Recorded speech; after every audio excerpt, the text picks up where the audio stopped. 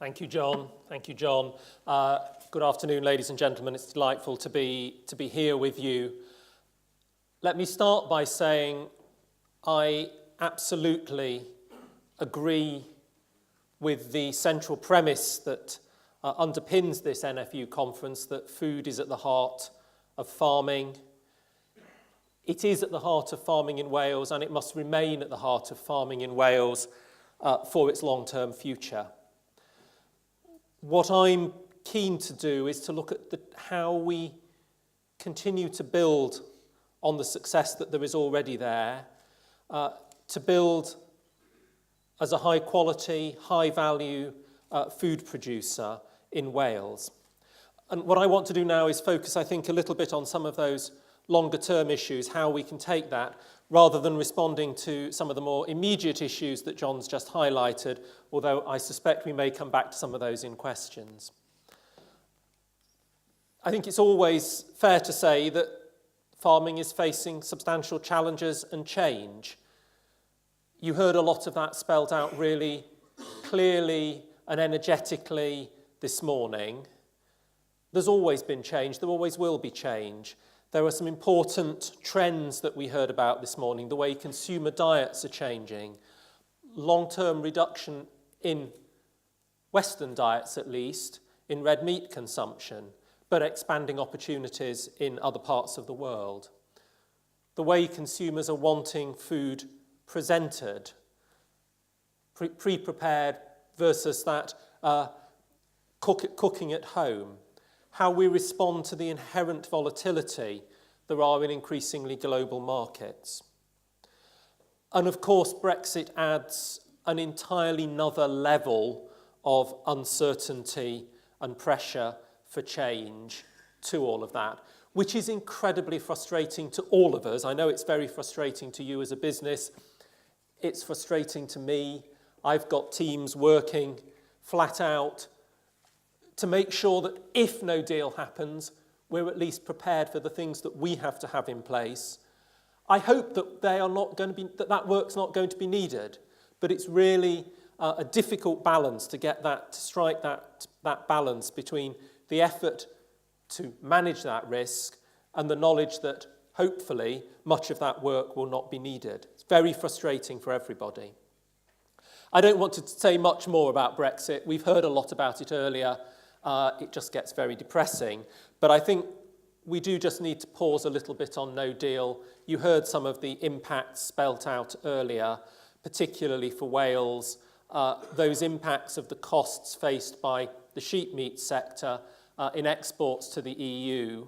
And I'm sure we can talk about this in a little while, and we need to think how we respond. But I fear it's not going to be the consumers in France, Italy or Spain who face those additional costs, but rather producers here. And we all need to think through what we need to do to manage that.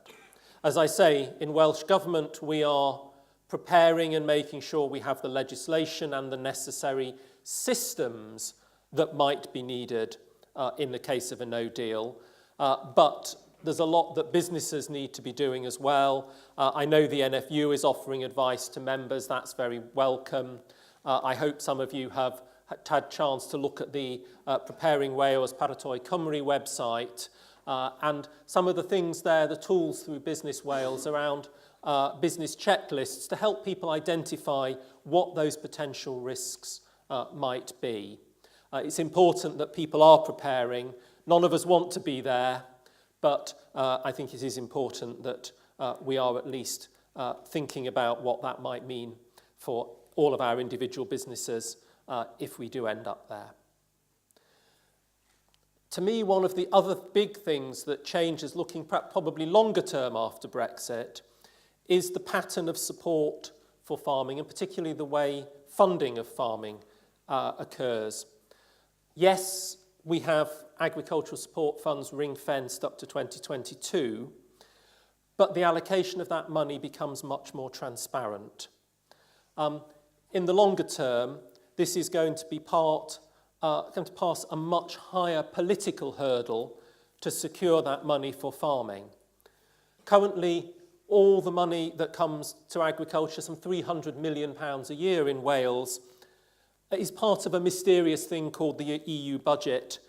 Nobody really understands how it works, where the money comes from. But that will soon be part of the mainstream Welsh Government budget, alongside spending on schools, hospitals, transport. We will need to make a strong case for that funding. That's partly my job, and I'm very happy to do that. And I think there is a strong case to be made, but it's going to need that support also from the whole of industry. And critical that we can demonstrate what those benefits are and provided for all the people of Wales from that public money. How do we grow that food production from farming in Wales, that heart of the farming in Wales? To me, there are three important strands there. One is around the efficiency, the responsiveness of the industry itself. How do you maximise productivity? How do you best manage volatility? How do you best manage risk? Again, some of the themes that were coming out, particularly from the NFU Our Food, Our Future report. The second is that we have a strong food supply chain, not just farming, but right through that food supply chain. And the third strand is that we have a powerful brand, a brand of Welsh food. You all know the ideas we set out in Brexit and Our Land. We had a twin focus on the economic resilience of the industry and on environmental public goods. That strong economic focus distinguished us from England, although I note in some of the things Michael Gove was saying today that perhaps echoing more of the thoughts that we set out last year. And also in the powers we have taken through the Agriculture Bill were broader, particularly to support communities and to support the productivity of the sector than those taken for England. But it's also important that farming delivers environmental public goods. It already does, but we need to make sure that continues and grows.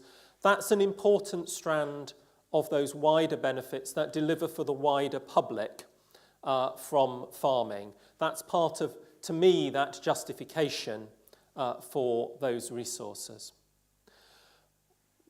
In the Brexit and Our Land consultation, over 12,000 of you responded. I suspect many of you in this room. Thank you for that. That's a fantastic response.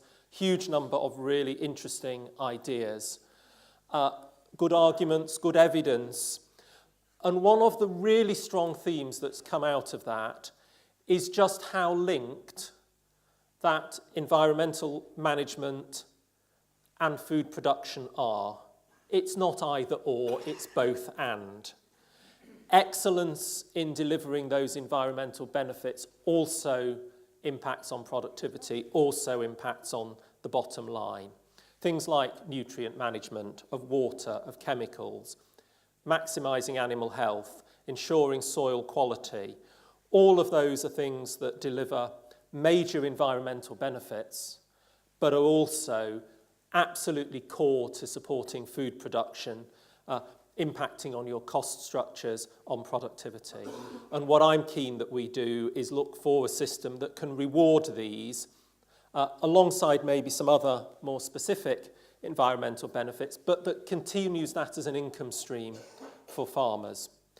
And yes, John, I do respond to your challenge on that. We very much want to work with the NFU and others in the industry to get this right, to think about what are the things that really work, what are the things that are most important for you, how do we make them work, how do we make them work simply and effectively, and very much want to work with the NFU and others to get that design right. The second of my key components here was about developing the supply chain. I'm sure Andy will say quite a bit more about this. This is about that food sector development. But we need in parallel that wider, stronger food production that underpins the prices, it underpins demand for the products that farming is producing. And by having the two together, you make it stronger for everybody. There's a challenge there for farming to make sure that what you're producing best meets those demands, best meets those consumer demands. But I think putting the two together maximises the benefits for everybody. And the final strand, the third strand for me, is around the brand. I think there's huge potential to do more of a brand for Welsh food. We've secured £700,000 from the Welsh Government EU Transition Fund to do work to develop this. It needs serious work. It's hard. It needs detailed assessment, detailed analysis, and it needs ongoing commitment from all through the supply chain, which I think is there. But we need to build on that. But we need to understand, what are our brand values? What's the message? What are the images that we want to convey? How is Wales perceived? How are the things that we value valued in different markets? How do consumers perceive us? How do consumers in France perceive us differently from consumers in the USA, from consumers in Japan? I think there's a message around the quality of production, the production methods, the safety, the animal husbandry, the sustainability of the production, tied back to that high-quality environment, and also something about the image of place that is an integral part of Welsh. But we need to be clear on those values, but then everybody has to live up to them and deliver them and assure them. And that's going to be something that, as well as identifying here is a brand, but a brand has to be supported by the values, the quality of the product that underpin that. But I think there's a real commitment across the food chain in Wales to do that. I know the NFU is strongly supportive, and I really welcome that. And again, I think it's one where we all need to work really closely together, and that can make a really big difference. So to me, there's a really strong potential for the future of Welsh agriculture, producing top quality, high value food. And I hope that we can all collaborate and work together to achieve that. Certainly from the Welsh Government side, we are very much wanting to work with the whole of the food industry, but especially the farming community, to secure that. Thank you.